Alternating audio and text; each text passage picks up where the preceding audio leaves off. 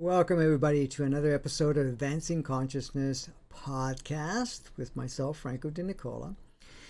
And today we're looking at episode 33, and we're going to be looking at the different relationships and their role. Some of what we call different relationships may not be what you think they may be considered a relationship. So stay tuned.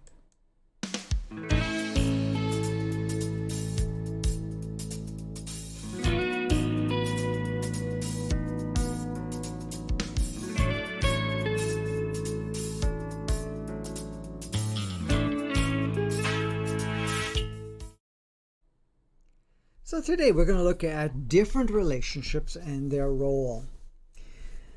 So now, what do we mean by relationships? Well, relationships work this way. What it truly means is two different, and can be represented as different, of course, connections and levels of exchange is established. Like any relationship, there is an opportunity for both parties or both parts of whatever the relationship is with to evolve and grow with together. And so when we look at relationships, why do two people come together? Well, you say, well, they fall in love, or the fact that they feel that they need someone in their lives and so forth. That's a relationship where the two come together and play various roles with each other and create certain experiences and scenario for each party to learn and grow with, or at least provide the opportunity for it.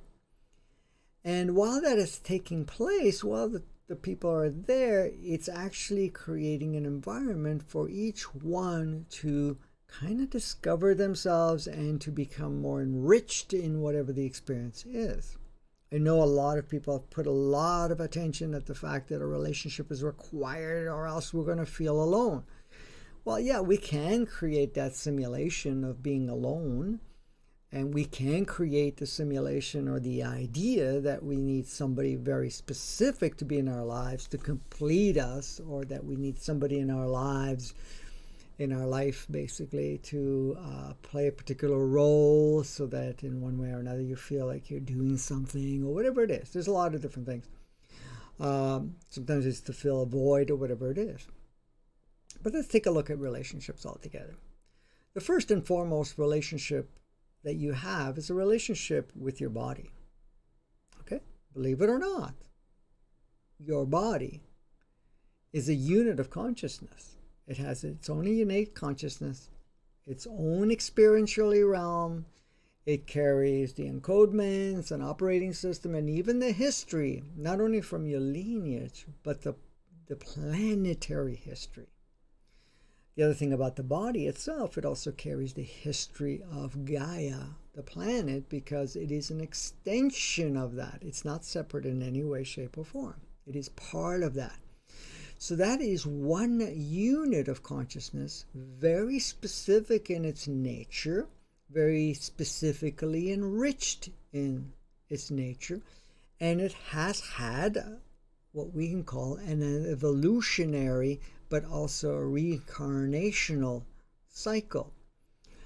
And that's one facet. So there's a relationship with the body. Because the body not only has that consciousness, it is teaching you and it's allowing you to have experiences that you would not be able to have without its presence, without you utilizing it. This is the reason that you come into a physical form, to have a physical, what is referred to as a physical experience, even though it's a holographic projection. But regardless, looking at it from a physical perspective or physical experience at this point in time, that experience, what we call the physical aspect of it, is actually carrying a tremendous amount of information and consciousness that allows us to play on this playground in a very specific way. Now, why would your human entity, which is an earthbound soul, and your multi-dimensional soul take on this physical form? Well, if you want to really engage and play the role on Gaia with all its provided opportunities, the best way to do it is take on a human form. So many of us, of course, all of us that are in what looks like a body, utilize the body. But what we do is we forget that, and we get caught up in the idea that there's the body, then there's me, and whatever that means. Some people get lost in the body and say that's all we are, and kind of negating the human entity, negating the soul, and even the overall mind, and being ego and body, and so forth, and creating a separation in that respect. And the same thing with the human entity and soul, and of course the mind and the ego. Now, our relationship with the body requires us to be really connected. So to communicate, to not only receive the experiences it has, but also what it's sharing. Because the thing is, the body is going to align very much so to help you on this journey. And not that because you need help, but to be able to make it viable for you to truly experience a human experience, being in a human body or operating in a playground and utilizing a human body. Many of us get disconnected from that and do not communicate, and then the body is always communicating. Now, the body communicates not only its consciousness, but it's also communicating how it actually experiences the choices you make, what roles you take on, what you do and don't do, what you're exposed to, what you consume, and so forth. And when we lose that relationship, that equal sharing compartment, that's when we start to go out of balance. This is when the body starts to possibly rebel, or that the body in some way or another does not feel aligned with you, and then it becomes, burdensome, well, at least what feels like a burdensome for us. And regarding the body itself, because of its own innate consciousness, it's also evolving. It's also growing and expanding, and it wants to share so that you can grow with it much more effectively.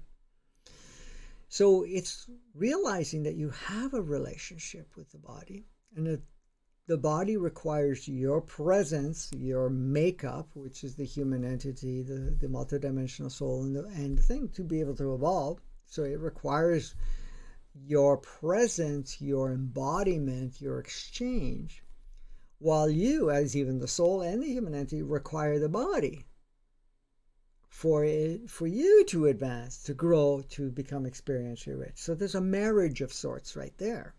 So body with the human entity, body with the soul, and body with the mind, and so forth, working all hand in hand.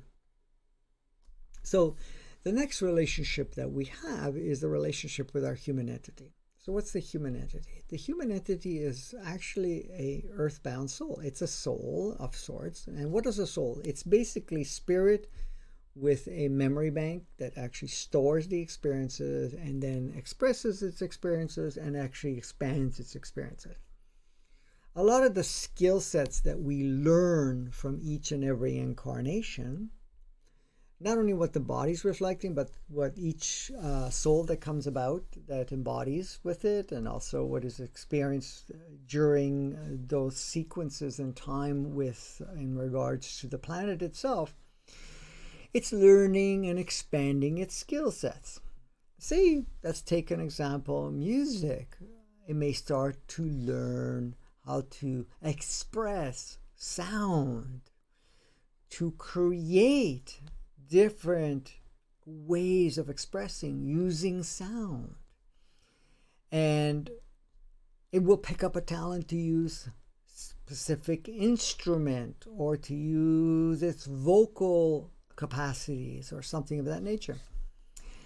And so the human entity itself will incarnate in different physicalities with different souls and go through different channels of experiences, and many of the human entities actually carry over the experiences from previous lives, say as a musician, and it continues to expand. And this is why we notice there's proteges that come along, or young people that have never touched an instrument, and then they can play an instrument amazingly or have a beautiful voice or something of that nature, because that's the human entity bringing forth and as expanding.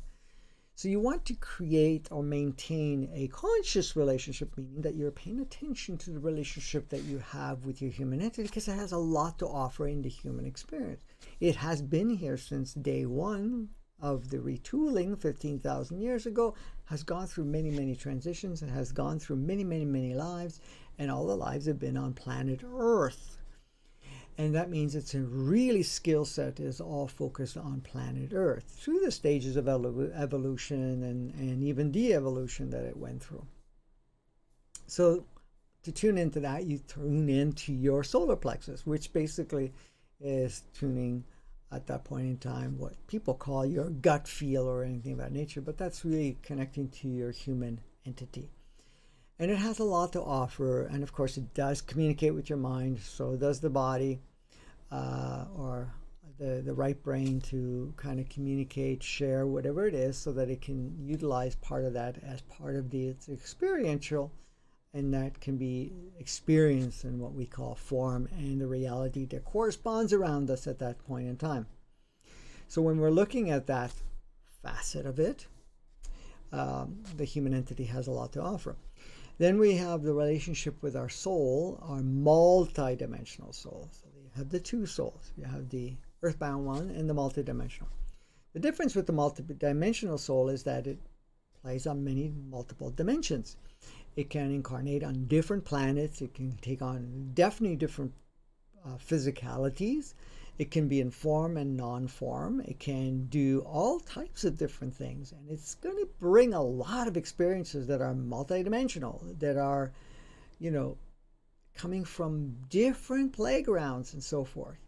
Now, with that, it may have a bit of a challenge relating with the human experience, specifically if it hasn't been here that often. And in some cases, a lot of them have never been here. Some only have been here a few times, but they were stretched out over that 15,000 years, and each reincarnation, or each time it drops back into another physical form, it can take on a different form, of course, it will. Different gender, race, so forth, position on the planet, of course, different energy fields of the planet, different levels of evolution, and so forth. So it's always, when it's coming in, it's almost like new, because unless it's a carryover from one life to the next, meaning that it was in the very last life was on Earth, and it was just recent, and then it steps into another physicality right after that, which is not as common, but it does happen. I'm not saying it doesn't. And that being the case, then, it can bring some of its experiential component of it.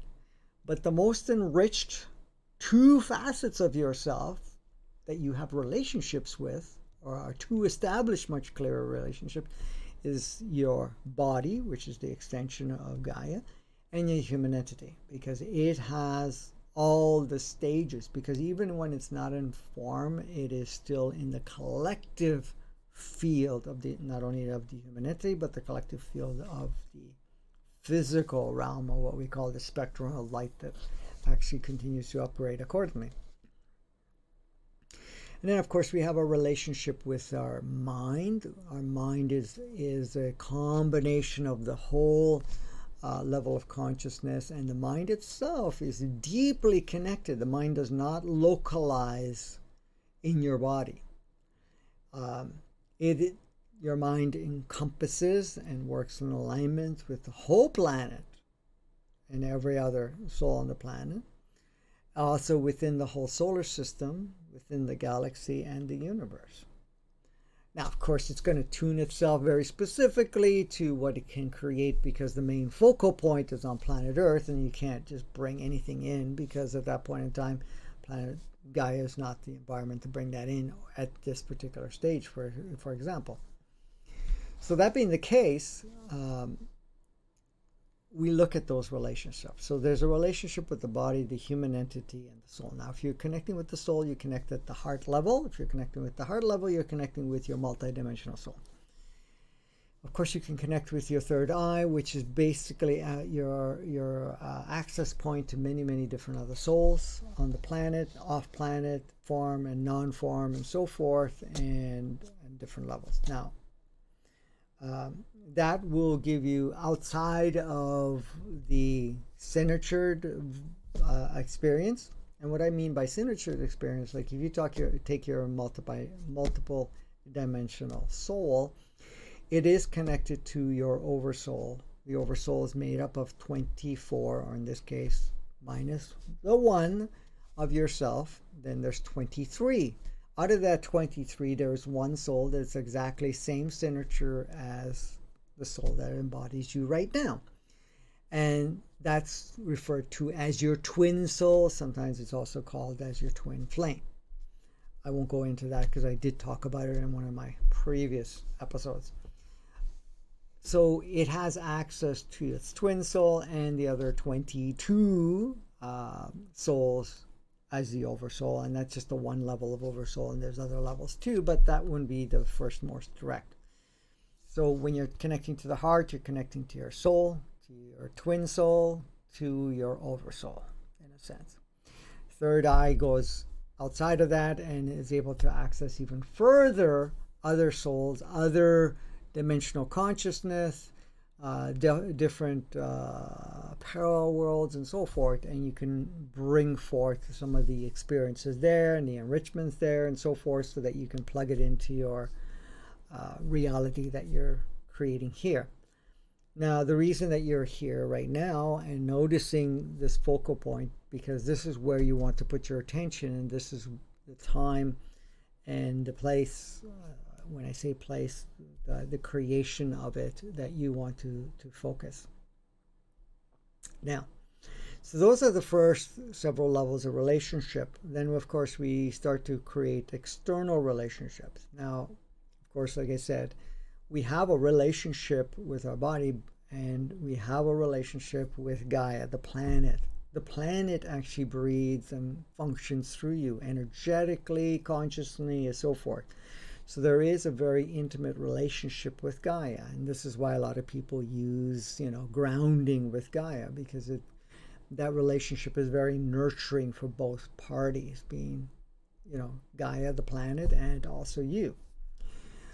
From that, of course, you have a relationship with all sentient beings. That means all plant life, all animal kingdom, oceanic kingdom, the bird world, the reptile worlds, and so forth, the insect worlds and everything else.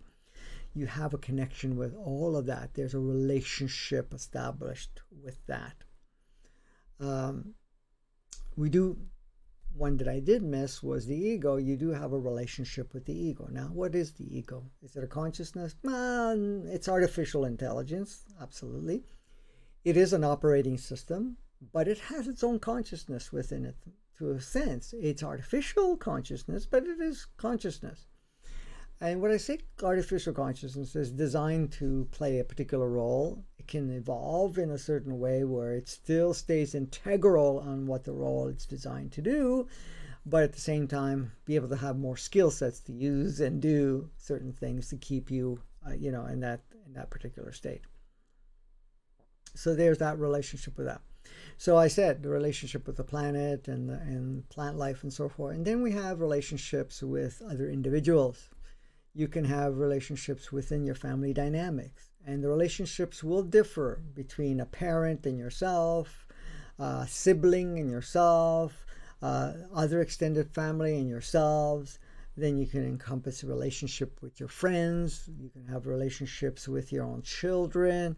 You can have relationships with your own significant partner of sorts, and that doesn't have to be permanent. That moves and changes along the way anyways. So those are different levels of relationships. We have relationships with also other brother sister souls on the planet too at this point in time, even though that you may not be connected in the sense of meeting them face to face all the time and so forth, but there's still a connection and a level of relationship and a relationship to reality. So you can see the relationship in that part.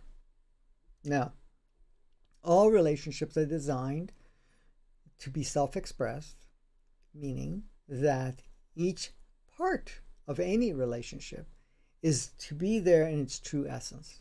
And what I mean is true essence, it's not to reduce itself, modify itself in any way, shape, or form, dim any part of it itself to match whatever the relationship coming together would be. Now, that's been happening where, you give yourself away or you play a particular role or so forth because we want to be part of that relationship, or that the relationship means so much because of some idea, story, concept, perception, that in one way or another that, we have to kind of play the game of sorts. But in its true form, relationships are different connections that you will have in your most natural state, meaning that you are being you. That in one way or another, the body's being the body in its own consciousness, and it will connect and create and share higher consciousness. And for us, when we have a relationship with the body gives us feedback. So we will adjust what we expose ourselves to so that we create a harmonious balance, because every harmonious balance that we create with the body enhances our experience and the ease of the experience within the body. The same thing of what we consume, what we're exposed to, all of that all facilitates when it comes to the body itself. This is why it's great to have a relationship, an open, communicative relationships with our body, so that we are getting feedback. The same thing with the human entity and the soul. Then when we have relationships with others, for example, let's start with our significant other, if we want to play with that one. It's not about a compromising of each other. It's about each other being their authentic, powerful being self. And in doing so, what occurs is each person provides the environment without anyone coming off their true essence, an environment for growth for each other. Sometimes it could be reflection, other times it could be a triggering, sometimes it can be a harmonious activation of walking together in self-discovery. And it grows in that way. The same thing with children. Unfortunately, a lot of times we get caught up in the thing that, being a parent, or being a child in this case, but being a parent, that, we have to teach our children our ways, our systems, our cultures, and things of that nature. But that's not how it truly works. The relationship with our children is two ways. It's like anything, it's two ways. You're learning from the kids are learning from you, but it's not one stepping in as a teacher and the other one as the student. It's about each one being themselves and sharing their true self and their true experiences and so forth, and allowing each other to advance. So there's an open dialogue and open expression and experience amongst each other, so that both parties, the child and the parent, this goes both ways, will learn from it without restricting each other and feeling one more superior than the other, or one has to rebel towards the other. It's not about that. So our true nature is to have a relationship which is open and two ways. That's with the partners, that's with your body, that's with your human entity, that's with your soul, but it goes on further, because it's the same thing with your family dynamics. Now, a lot of times with the family dynamics, we have a situation where, one party plays one role, the other party may not play quite the role that you think you should be receiving or experiencing. But there's a perfection to all of that too, because when you really look at it, that there's no relationship that doesn't serve in one way or another. Once the relationship no longer serves, and that does occur, maybe much more now than before, a more accentuated way, let's put it that way, it's because both parties achieved all that is able to play for each other, to support each other, and whatever else, and then now they feel like it's time to go their separate ways, to establish possibly new relationships, or to trek alone for a while without having a significant other relationship.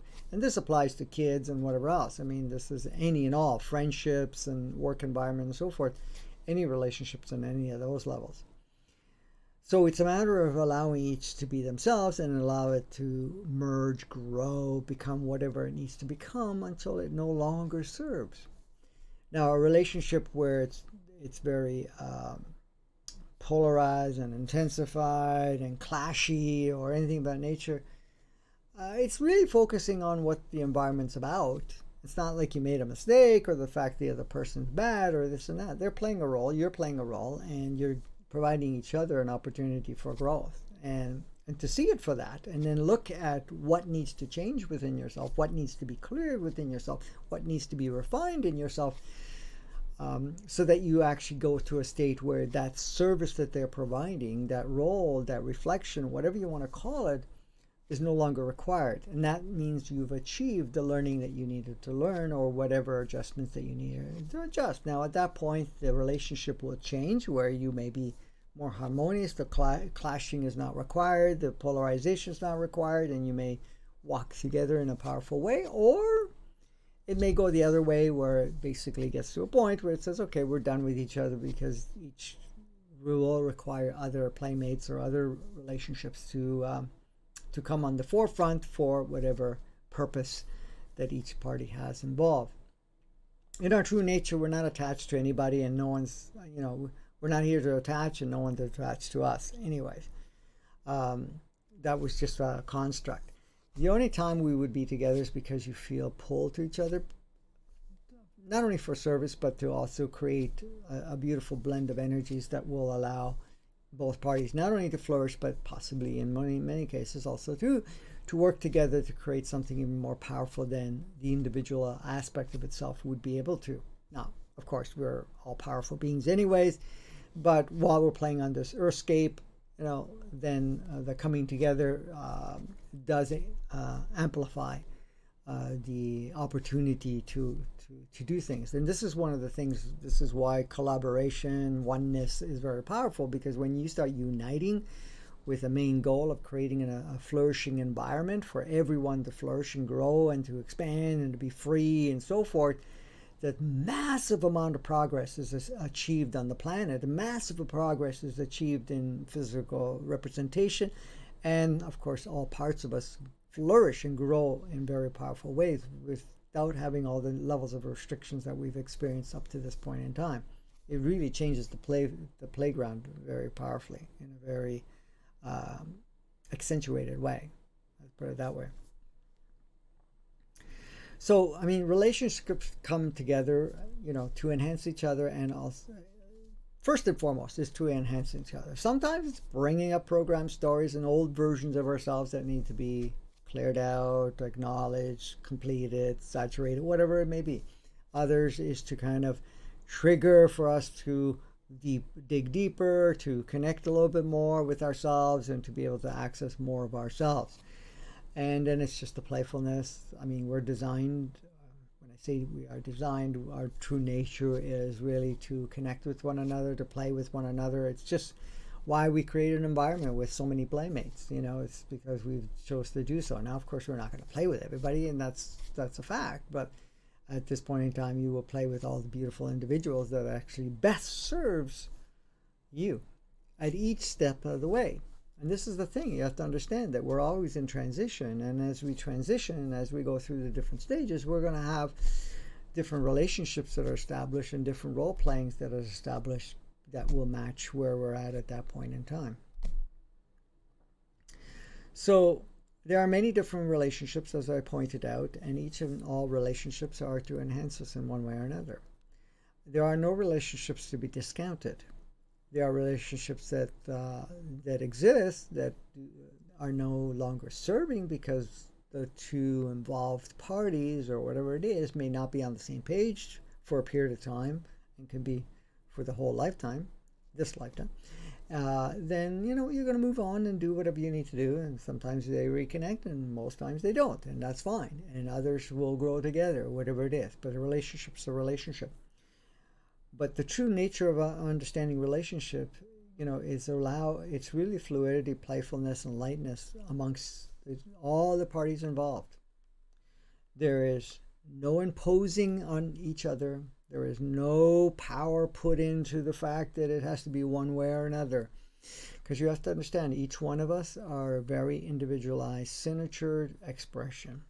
We all are a beautiful combination. Because again, you have to understand, all of us have different combinations. It's not like, okay, I'm just a different body on a different part of the planet with a different frequency or so forth. There's many components to you. Each and every body is different. Each and every human entity is different. In a sense, almost signature. But each and every multiple dimensional aspect of your soul is also different. It's the combination of 3 and 4 parts of it coming together. And then planetary alignments, and then we're talking about positioning on the planet, then the lineage it comes from, and so forth. There are many, many factors that come together to create the you that you are. It's not just isolated. There's many parts of it. So it's really establishing a relationship. We always have a relationship. It's not that it wasn't there. The relationships are there. It's to become more conscious of the relationship, to utilize the relationship in a much purer, effective way. And that will involve, a communication. Because relationship is about communication. It's about an exchange. And we're constantly exchanging. Even if you're not integrated, let me just say it this way. Even if you're not involved with anybody else, you're by yourself. Okay? And there are people on the planet, of course. There are, we have many, many, many extensions of ourselves even on other planets, form and non-form. But let's say on the planet, you're by yourself. You're in the mountains or something of that nature, and you're by yourself. You're still not yourself because, first of all, your body is exchanging with Gaia. Gaia is connected to every single physical form that exists and every sentient being that exists on the planet, and the planet itself, which is a sentient being, and all the inner planet beings and everything that exists there. It's all, you're still connected to all parts of that. Your human entity stays connected with all other human entities that exist on the planet at this time, including the collective human entity. If you're talking about the multidimensional soul, it's connected not only with its oversoul, with its twin soul, and all other aspects of extensions from there. So there's always communication that is established there. The mind is made up of all of it. It's always on the go. But remember, whatever you're experiencing, whatever you're going through, no matter what it is, you have a relationship to the overall reality of existence. I'm not talking just personal. I'm talking about collective existence. The whole planetary, the whole solar system, the whole galaxy, and the whole universe. You have that connection there. So anything you experience is shared, and you're always constantly receiving. And this is before we even look at the next level of relationship, and that is the relationship with our DNA. Remember, our DNA are also transmitters and receivers.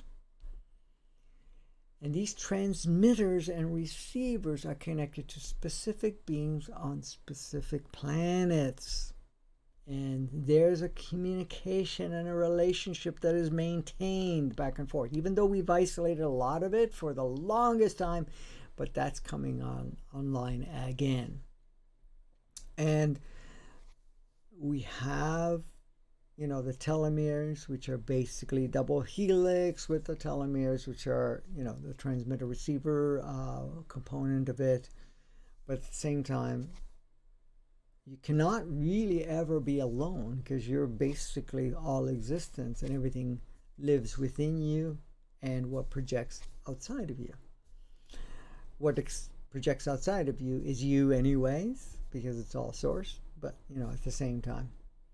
So that covers relationships to give you an idea what that is. And there are many different relationships and each one serves us in a very powerful way. Because you have to understand, even your multidimensional soul is evolving, becoming more enlightened, and it's each one is sharing with each other. Each one is experiencing on whatever playground there are, and if they're not in a playground from the grander observation, the same thing with the human entities. So all of this thing, the relationships cannot be terminated in any way, shape, or form, because we're made up of relationships with all aspects, because that's what makes it so unique and makes us so amazing in experiencing oneself. So anyways, thank you again. If you check the description below, you will notice a link to connect us to our newsletter, so that our community, so that you will be notified just in case we get caught off in any reason, and so we let you know what's coming up and so forth, of different events and so forth.